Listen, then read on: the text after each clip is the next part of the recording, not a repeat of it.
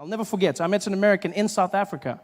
And he said to me, well, you know, Trevor, it's funny you say that because if you come out to America, they'll label you as black.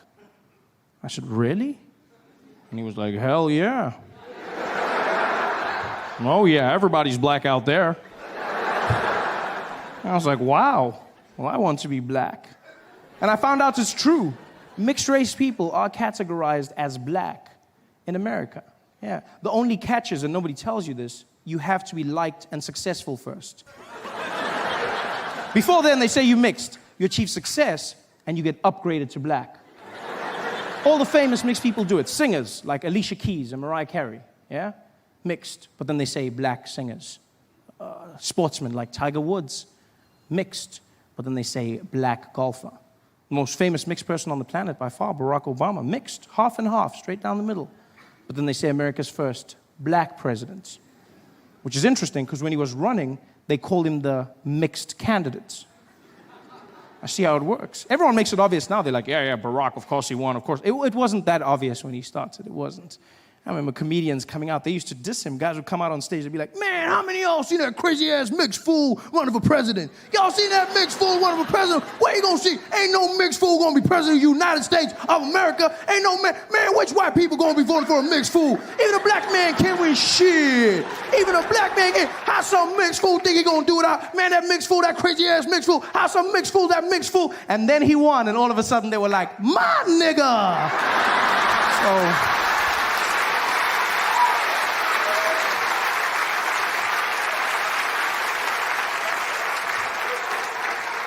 So I see how it works, you know? I understand. In order for me to become black, I have to work hard at it. And I'm willing to do the time. Yeah. I took the first opportunity I could. Bought myself a plane ticket from South Africa, and I said, I'm going out to America. I'm going there, and I'm going to be black.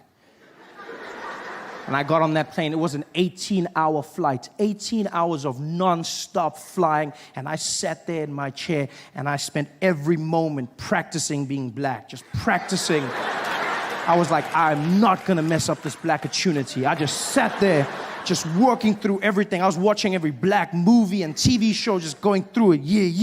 You know what I mean? Yeah. King Kong ain't got shit on me. Yeah. What you talking about, Willis? I was grinding it. You laugh, but 18 hours of flying, and I landed in JFK, and I was fluent in my black American. For shizzle my nizzle. I was walking around. I was so black, I was even laughing black. I was like, ha, ha, ha. Yeah. My man. Ha, ha. Should have seen me. It was like, oh, this you? That has to be the personification of cool, in my opinion. There's nothing cooler. Black Americans are so cool, they can make you feel good about yourself just by asking if you are you. You don't believe me? Get a black American man to come up to you and just be like, hey, yo, this you?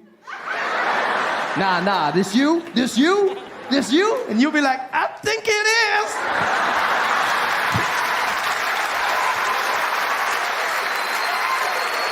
It's magic. I was that black. Not just any black, but the coolest black in the world, and that's American black. I can say this with confidence, being from Africa. I know black. I'm well versed in the arts of black. I'm from the black factory. I mean it. I've seen every kind of black, from light black all the way to like navy blue black. I know black. And there's no cooler black than American black. Nothing cooler, you know? Because American black people, I mean, you just look at how much they've done to influence modern day pop culture, you know? Small things and the big alike. You look at the music. You've got, you know, jazz, hip hop, R&B, all black Americans, style of clothing, you know, just this general swag that they've brought to everything. Even small things like walking. I mean, walking is such a mundane activity, isn't it? It's just there's nothing cool about this thing. You just move from one place to the next, and pretty much everybody can do it. This is it. There's nothing. And then black Americans came along, and then they just added in that bounce, and then all of a sudden you look really cool. You just, you know, you look like you have a purpose. You've just got that. Yeah, look at this. You're super cool. And it must be hard for an assassin to kill you. Just like. That's why if you look in American history, no black man was ever assassinated whilst walking, ever. It was when they stopped and said something. Bang! That's when they were, because they got to walk. That's why if you look, Obama, every time he comes out of the jet or makes a speech, he's always just got that little bounce just before. Because in his head, he's like, you never know, you never know, you never know, you never know, you never know. Got to walk. It's a cool walk. And by far, the coolest thing of all is the talk. I've listened to black Americans, and it's the most amazing use of the English language I've ever come across in my life. Because they pay no regard to punctuation whatsoever. Just cruise through sentences. It's fantastic. First time I had a conversation with a black American man was in Baltimore, Maryland. This guy walked up to me after the show. He didn't even walk. He just floated in. Just came up to me and was like, hey, yo, B, hey, yo, hey, yo. Yo, let me holler at you for a minute, man. Let me holler at you. I said, okay. He's like, man, I ain't even gonna front, man. I ain't gonna front. I came out here, dude. I ain't even know who you was, man. I didn't even know. As I heard the show, I bought my girl. We was out there. You came out there. You were doing your thing. I was like, yo, man, I ain't even know they got them yellow bones out there in the motherland, man. I was like, yo, this kid better be funny, man, but I ain't gonna lie. You came out there, you was keeping it coming, keeping it moving. You was just beasting. I was like, all right, man, maybe this kid is the truth, yeah? This kid was doing his thing. He was keeping it out there. I started laughing. My girl was killing herself. I was like, all right, this mofo got flow for show. You know what I mean?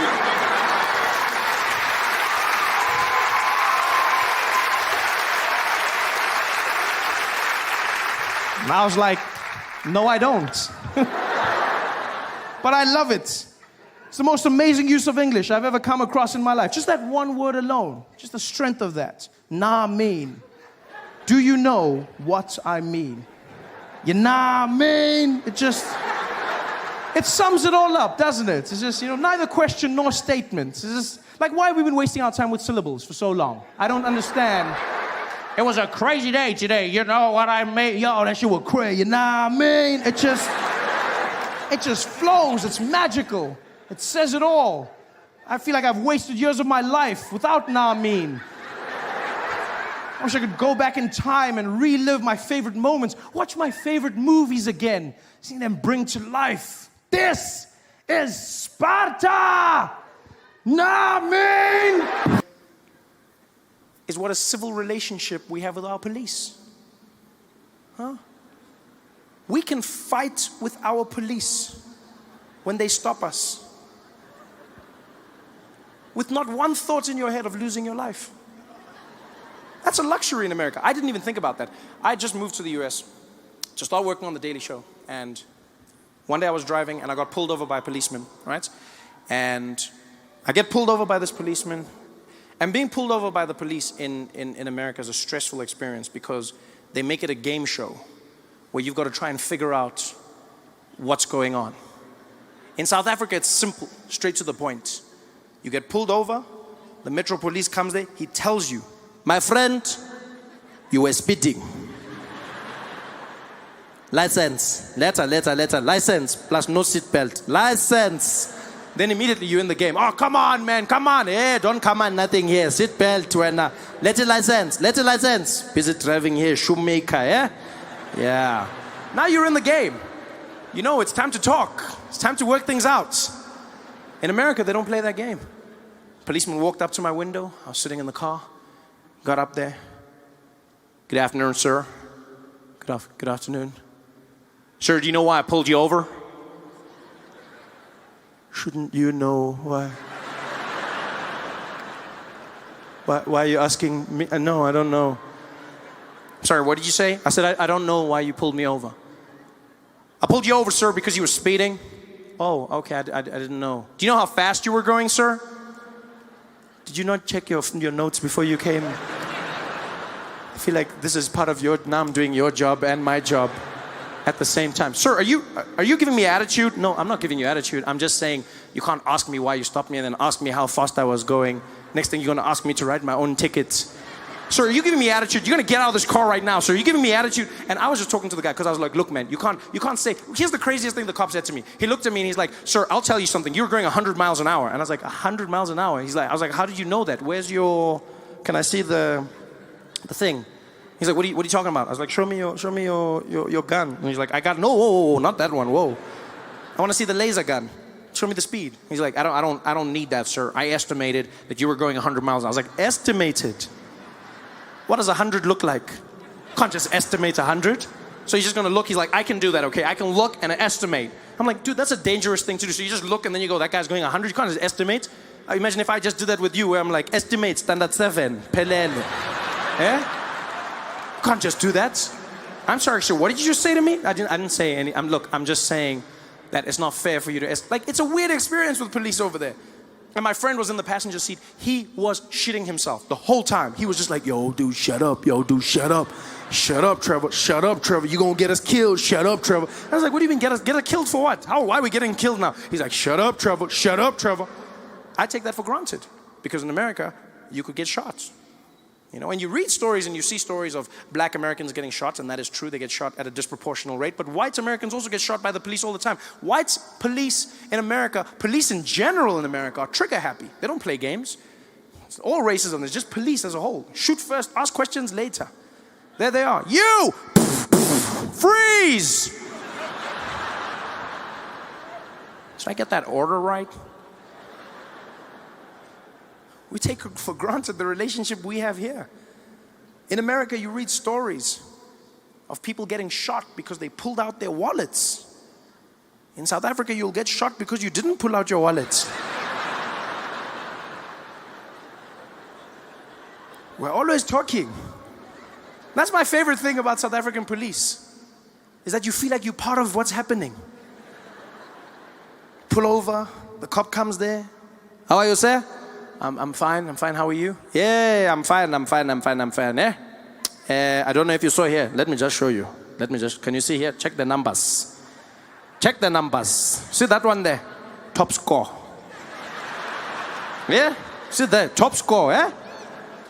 See that number there, yeah? Yeah. What does that number say? Then you're like, it says 160. Yeah? If it was Pac-Man, you have an extra life now, eh? Yeah? 160.